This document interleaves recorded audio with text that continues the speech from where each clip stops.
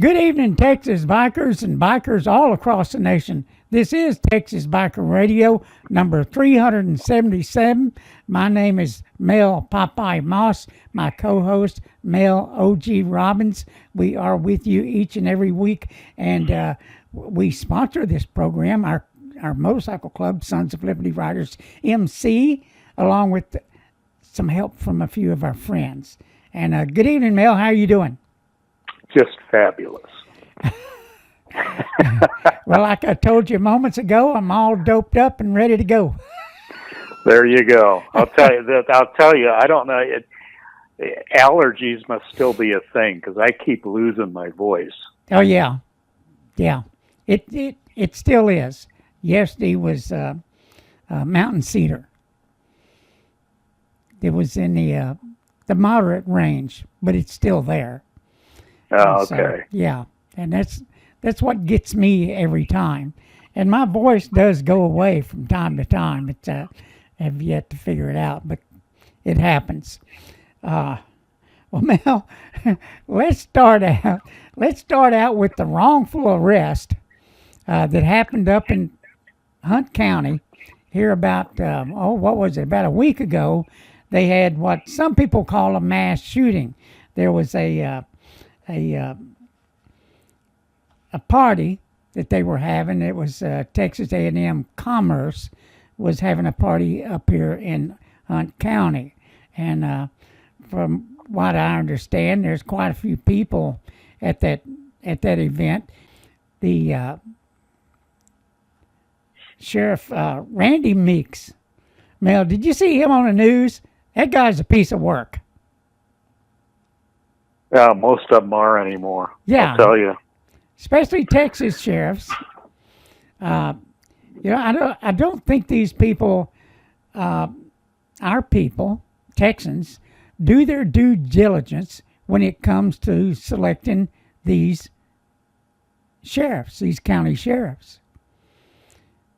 Now, this guy, he fits the mold of a good old boy. And of course, they fingered this one guy. His name is Brandon Gonzalez, 23 years old, as the shooter at this event. Now, from the first moments that they arrested him, Mel, and they arrested him at work. And so, the media latched on to it. And of course, they're dragging him all through the news. They're parading him around in an orange jumpsuit. His mug shots everywhere. They basically, like we've seen in the past out of these police departments, sheriff's departments, they will drag you through the mud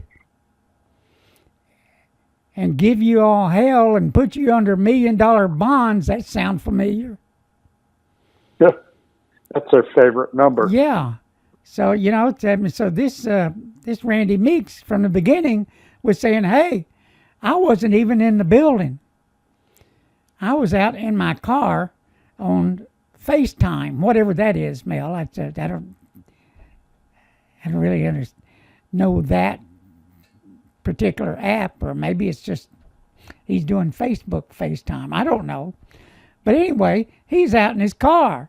He's got witnesses that he's outside the building, not inside the building where the shots were fired and where 2 people were killed. But yeah, now, yesterday, they fessed up and said, well, we got the wrong guy. We didn't do our due diligence and a proper investigation. Now, Mel, they've been yelling since the beginning of it that they hadn't been getting a lot of cooperation out of the students of Texas A&M. So it seems kind of just thrown together, their investigation. And maybe with frustration, they decided that, hey, this is the guy.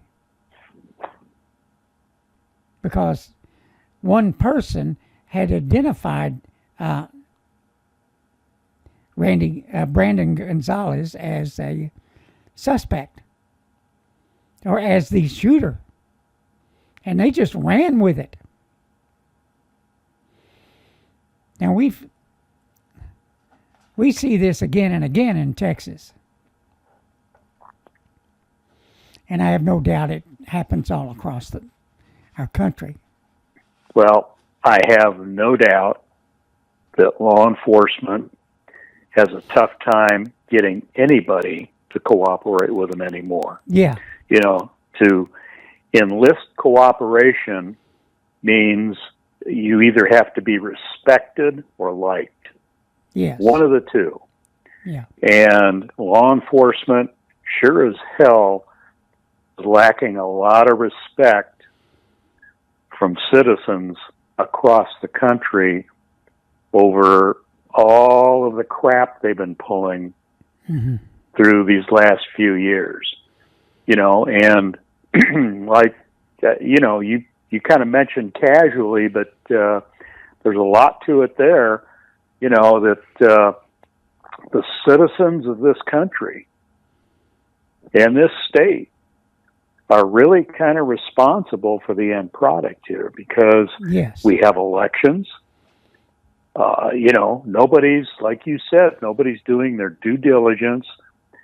I quite frankly don't believe many people give a crap anymore, and they just vote for whoever or whatever, or they don't bother to vote at all. There seems to be a mentality out there that, well, my vote doesn't count, or, you know, it doesn't make any difference anyway. And look at what we get. You know, we get this trash on the streets that's not reined in. You know, law enforcement isn't going to get anybody to cooperate with them till they regain public trust and respect. Just not going to happen.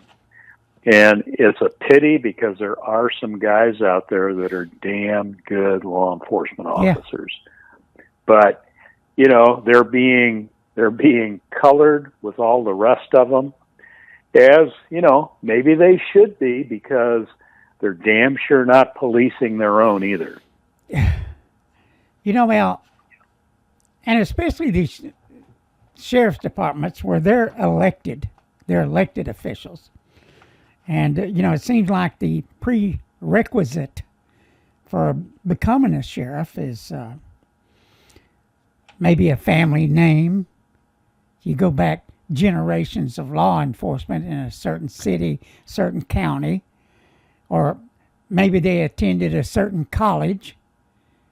And, you know, there's these connecting features that the citizens vote for. He went to the right college. He's got a family name. He must be a good old boy. Yeah. He's my guy. And and then you see them, they basically get on the news and make fools of themselves. But then again, you see guys like Patrick Swanton, Sergeant Patrick Swanton, who's not a police chief, not anything other than a public spokesman. But he's hired. He's hired by the city. And that's right. As we saw with him, who got up there and spread one lie after the other, knowing that they're lies.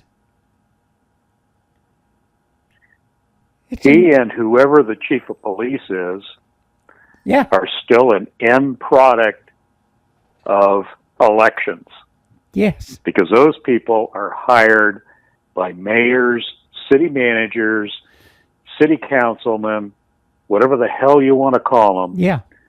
And, you know, it's an end product, once again, of people either not caring enough to get out and vote or not doing any due diligence and voting in morons. Yeah. He's a good old boy. He was a marshal. His daddy got him the job. Well, it's incredible. It's incredible. And that happens in many cases with elected officials here in, not only here in Texas, but across the land. Everybody, you've got to vote. You've got to do your due diligence. You've got to get involved. And hell, if you don't like what you see, run for it yourself. We've got a lot of straightening out to do. And Mel, with what we've got going on here in the Texas area, the other day where a pregnant woman was shot in a CVS drugstore, a moron goes in and shoots this young lady, pregnant lady, caused her to have a premature childbirth. She and the baby are they're hanging on. I hear that they're doing better, but they're still in critical condition, just hanging on. Yeah, we've got crap going on everywhere, and Mel, what do they turn into? We know we've got police shortages, especially in the Dallas area. What, at one time, Mel, it was 1,000 officers? Oh, yeah. Yeah. So now they had this huge class. I can't wait to see that graduating class, what it looks like. Oh, I'm sure they expedited the hell out of that. Oh, my God, yes. But I figure a bunch of mall cops got in. Just saying. But anyway, Mel, Dallas now is turning. I'm shifting gears a little bit here, everybody. Oh, Dallas has now got the answer. They're going to put cameras, CCTVs that are monitored by the police department at convenience stores. Oh yeah, so they can tell the crime out in front of the local 7-Eleven or gas stations where there seems to be a shootout every other night. So Mel, do you think CCTV cameras takes the place of the officer on the beat? I mean, is this an answer, or is it take in mind that in London, in the UK, London, they have 400,000 CCTV cameras.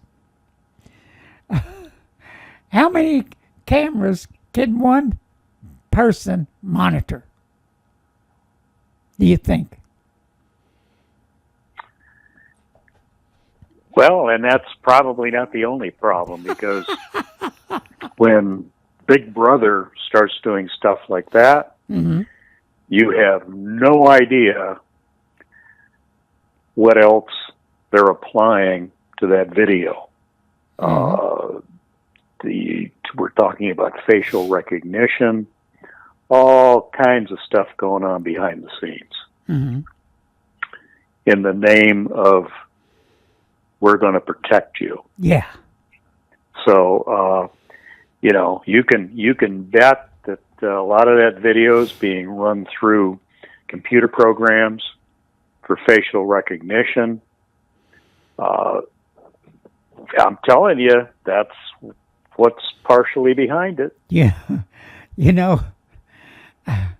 I was looking at that, and of course, I first discovered about the UK's video cameras. There's over 4.5 million of them in that country, closed circuit TVs, and I got to thinking about it. 400,000 cameras.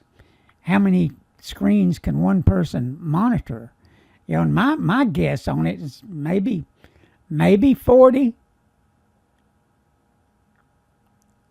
And Well, I mean, the thing is, you're sitting there, and you got activity going on all these monitors, so nothing's going to catch your eye because there's already activity going on. People walking in and out.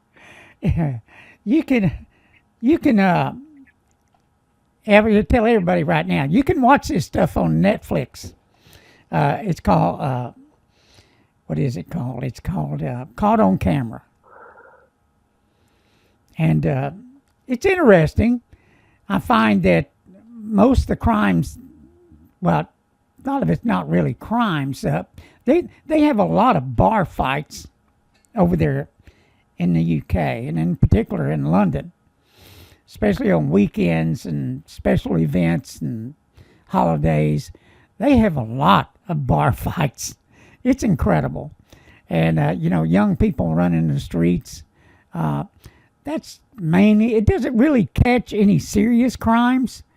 I hadn't seen, as I did my research, I hadn't seen where it stopped any terrorism cases, where it helped thwart a terrorist attack. Now, it can help track somebody down if they run through the streets, because they have these cameras on every corner, everywhere. So you can kind of track somebody that's moving from place to place there in the city. Once they get outside the city, now it's another story.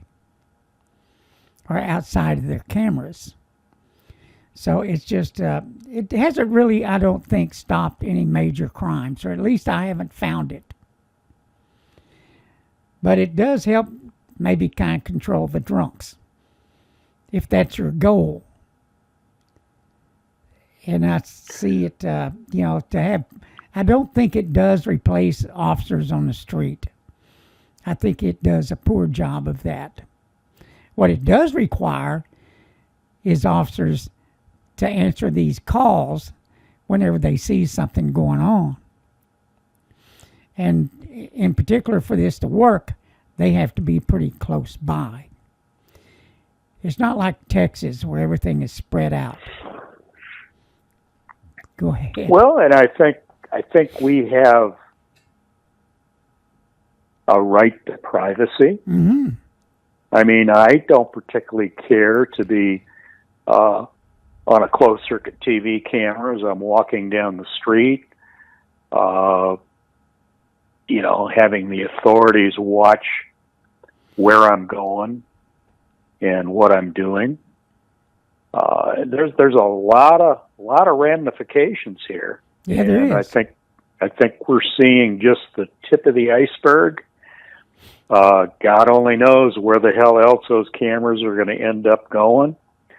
I can tell you, my time at Honeywell, there was a device that was designed at Honeywell. The ACLU got into the act and kind of killed the deal at the time. Mm-hmm.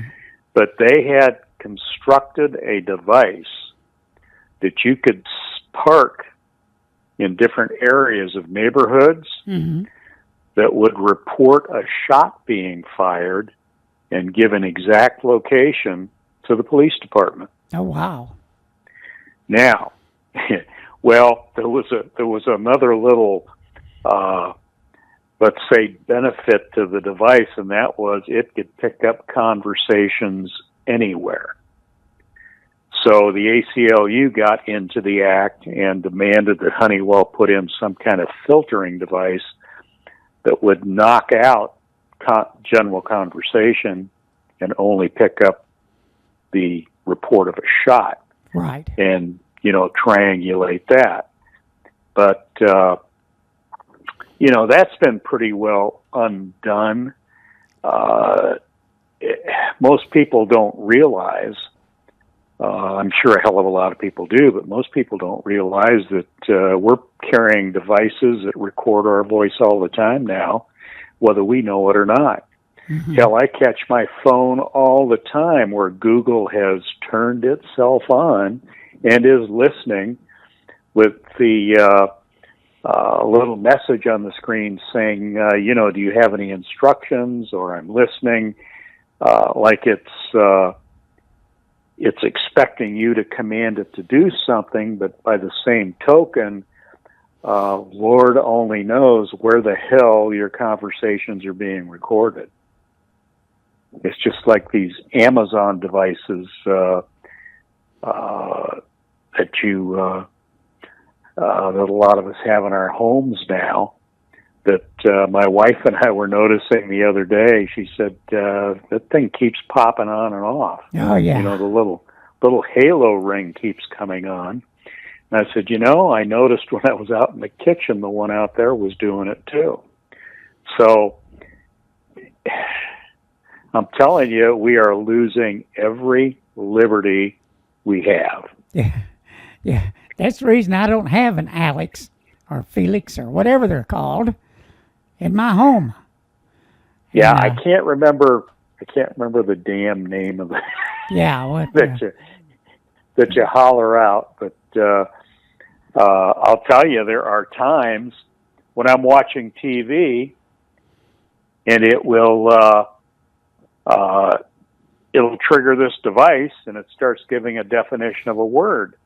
Mm-hmm. And you wonder, what the hell is going on here? Yeah. Key words will trigger it, all kinds of things. Yeah, that's the reason too, Mel. I have a dumb phone. It's Alexa. Alexa, yeah. That's its name, Alexa. Yeah. So, and there have been documented stories where the police have gone to, and I think Google is the one that has Alexa. Mm-hmm. They've gone and they've attempted to get voice recordings from different residences where murders have been committed or crimes have been committed because they know all this shit is being recorded. Right. I'm telling you, we are living in the era of Big Brother. Yeah. Yeah. It's here. A lot of people either are in denial or they don't know. They really don't know what the hell's going on. But our rights have been seriously violated, and nobody's doing a damn thing about it.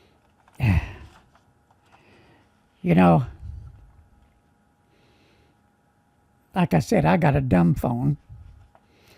It's not that smart. Will ask me the kind of stuff your phone is asking.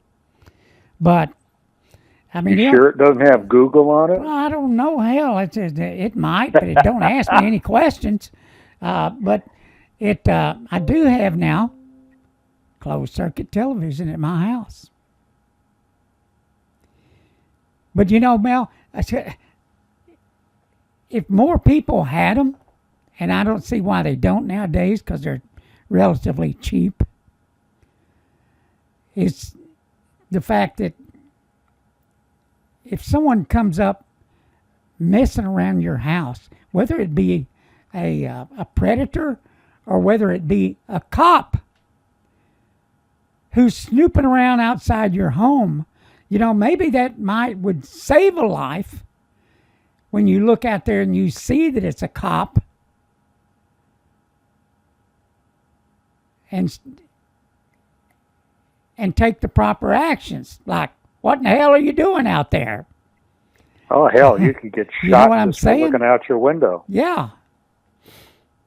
So, yeah, I mean, it's just, that was my thoughts about it. Could that have saved that young lady's life in Fort Worth if she would have known that was a police officer prowling around outside, snooping around her yard, making noises?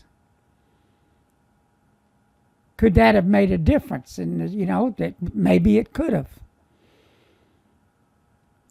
But then again, he gave his command so fast and then shot really quick.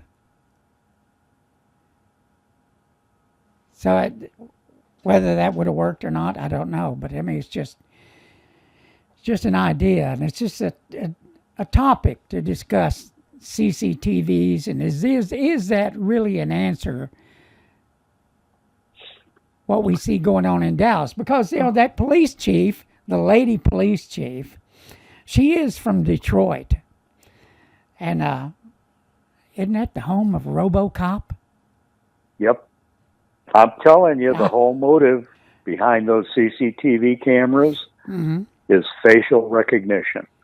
Because somebody sitting there watching that camera is nothing more than an alarm system. And and I know from our experience, an alarm system never tells you a crime is going to happen. It tells you a crime is happening. Right. So you are already minutes behind the 8 ball. Yes.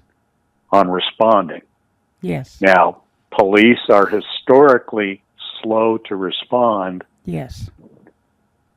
To emergency calls. I mean, look at your average response on a 911, on an armed robbery signal, you name it. And they've got all kinds of reasons for it. Some are valid, some are bullshit. But, those TVs are not going to prevent crime. Exactly. It's reactionary. I mean, if they were that interested in crime prevention rather than a CCTV, they could put panic buttons in all of these locations that would report in the instant something wrong was going on at the location, and they could respond. Exactly. And it's a lot cheaper.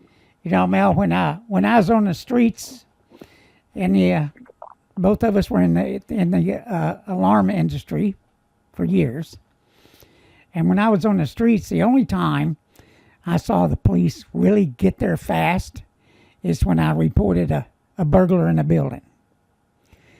Now, they would show up really quick. And, and those events were far and few between.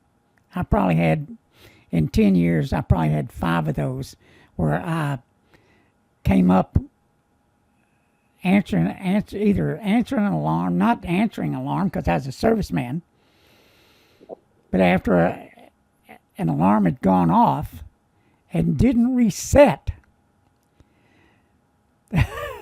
And the police had been there once. And I walk in and there they are. The burglar in the building. And let me tell you, that's surprising when that happens, but it does happen. And they would show up really quick, and then they'd beat the hell out of them and haul them off to jail.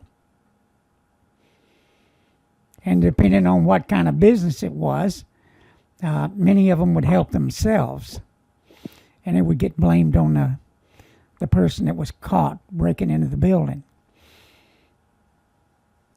And I've seen that again and again. So they're not always honest. They're not always what they're made out to be. And we're seeing it here in Texas. We've got trials that are coming up in December. Bandito Patrick's trial is coming up. Go ahead, Mel. Maybe. Yeah, maybe. They love to push trials off. They do. There's so much for your right to a speedy trial. And, we see that happening again and again.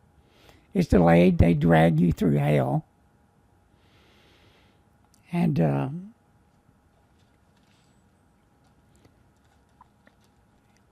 there are cases where we know they're wrong.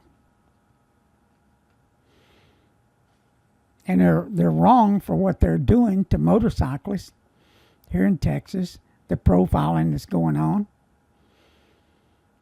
But I do believe, Mel, that things have slowed up a bit as far as the profiling goes. because we're asking questions. We're getting videos.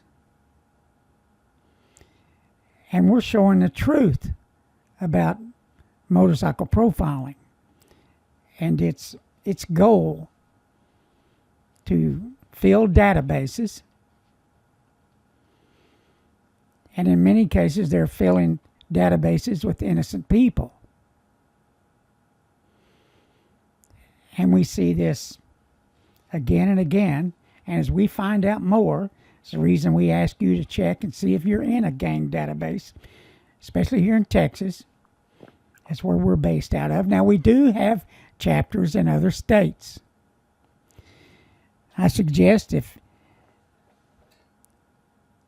your state is participating in this gang database, and I have no reason to believe that they wouldn't, because the federal government also has gang databases.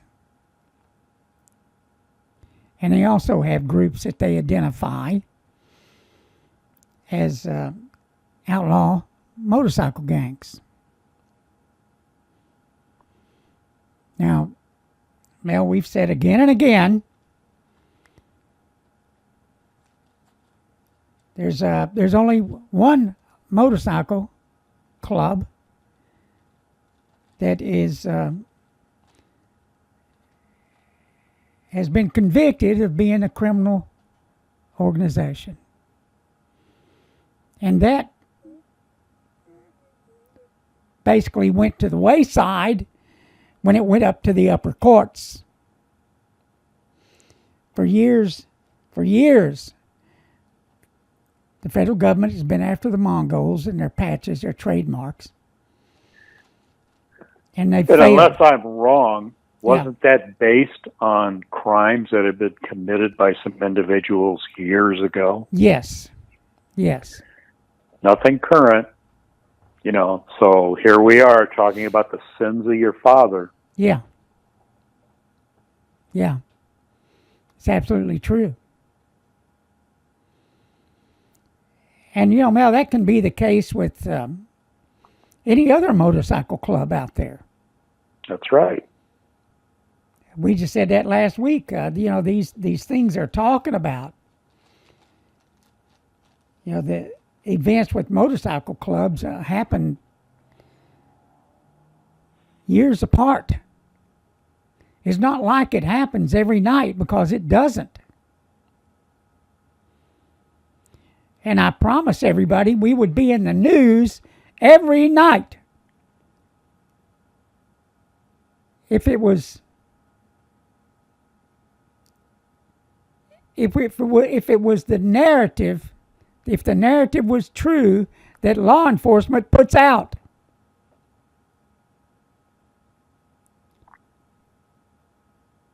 It's incredible. But we're fighting it. Well, and let's talk a little bit about that too, because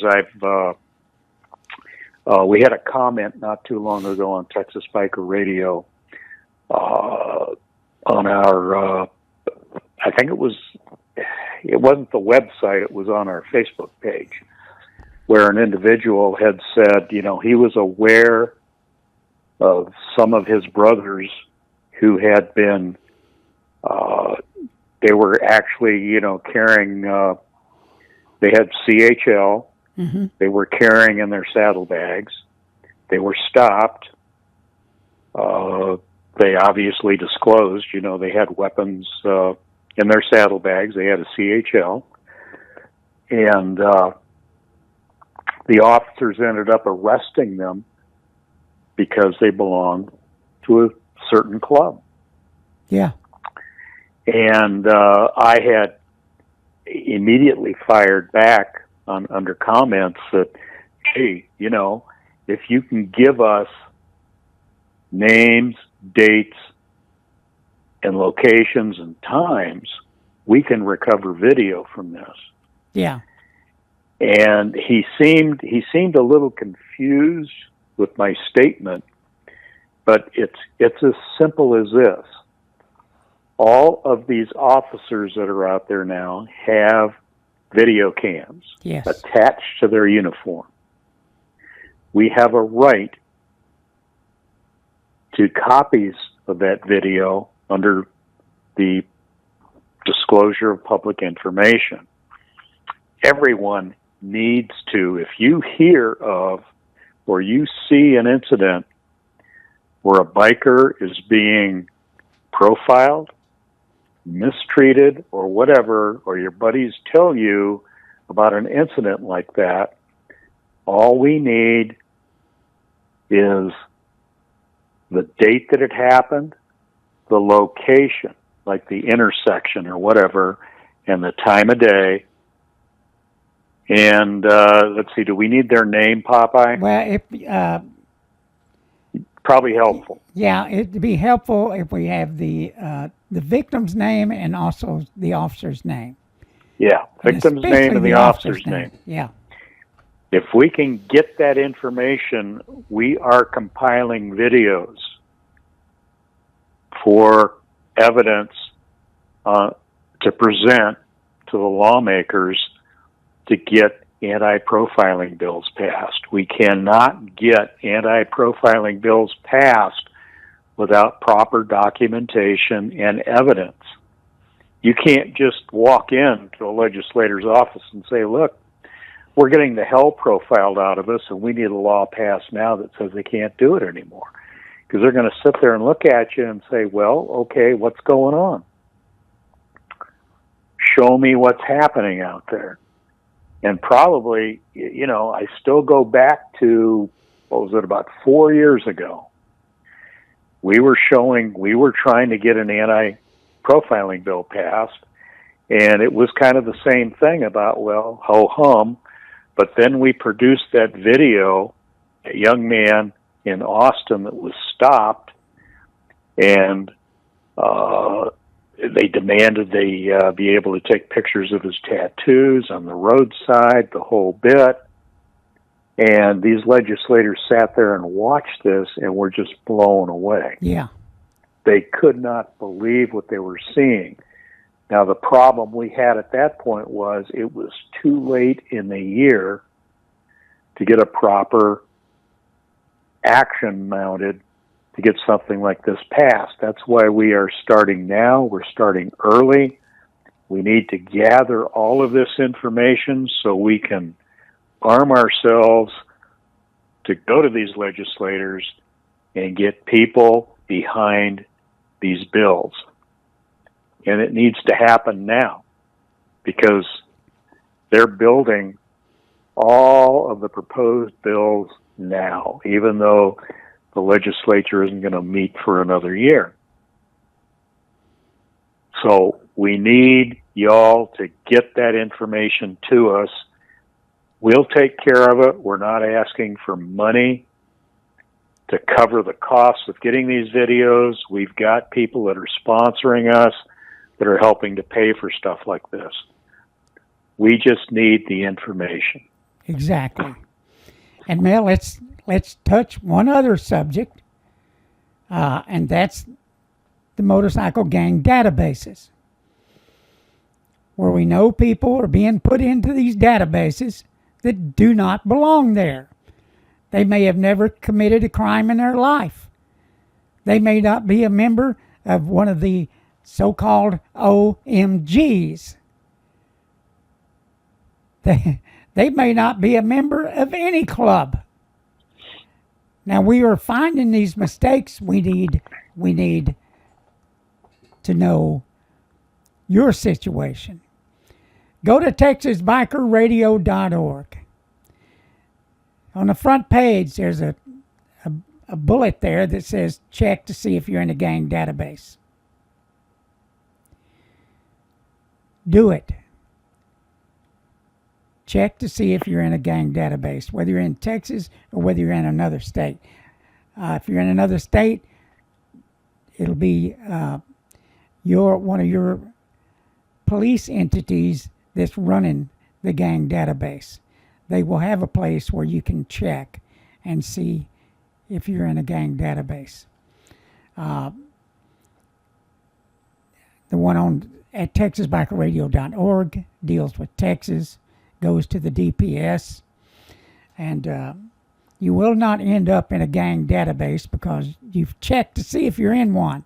That won't happen. We better not find out that that's happening. I promise you that. Yeah, don't buy into the hype that just because you check to see if you're in the database, you're going to get yourself entered, because trust me, Popeye and I have checked several times now to see if we're in the gang database, and I'm willing to bet you if there was any way they could put us in there, they would have by now. Now, Mel, let me say this. Right now, what you see going on in D.C., where we have this, what do they call that guy, Mel? The guy that's making accusations against... Oh, the whistleblower. The whistleblower. That's what I was looking for. They have the whistleblower. He's out there saying he knows this, he knows that, he knows this. The president's corrupt as hell. But the president, per the Constitution, has a right to face his accuser, as do we. If you don't know how in the hell you got into a gang database and you contact them to check and see how you got in a gang database after you find out you're in it, you need to be able to face your accuser. Because once you're in that database, in the eyes of the law, you are a criminal gang member. Am I right, Mel? That's right. Even though you've never been convicted, and I don't know how the hell they call them outlaw motorcycle gangs to begin with, because if the motorcycle club has not been convicted of a crime, how can you be guilty of anything? If you say, well, members of that have been convicted of crimes, well, hell, members of police departments have been convicted of crimes. That's right. How come your local police department isn't also in that crime gang database? Because they would be an outlaw law enforcement club. Exactly. Exactly. And that's exactly what we have going on in these trials, where people have been like a Bandito Patrick, who's now fighting against criminal carry. The system is flawed. Yes. We know it is. We're bringing up questions. Attorneys are now bringing up questions, and we are going to pursue this, and we're going to bring them down. Exactly. And I've got a letter off to the Inspector General of the DPS, and I can't wait to hear their answers if they'll give us one. Now, if that's not out, if I haven't gotten an answer, what's mailed by December, I'm going to post the letter I sent to the Inspector General. But you know what? I'm not going to stop there. We're not going to stop there. We'll send letters to the governor, the attorney general, whoever we got to send it to, every damn legislator out there. Well, hell, you'd probably send it to the Department of Justice, too. Yeah, there you go. We'll get the feds involved. There you go. So come on, everybody. Let's do it. Let's keep ride, record, report. Push back. That's right. Start That's right. pushing back. They're pushing on us. They're pushing up against us. We need to push back. Yes, we do. Get those videos. Get them. And with that, Mel, it's a wrap, bud. I think we raised enough hell tonight. Everybody out there, ride safe. Stay warm if you're in a cold climate. Be safe. Bye-bye.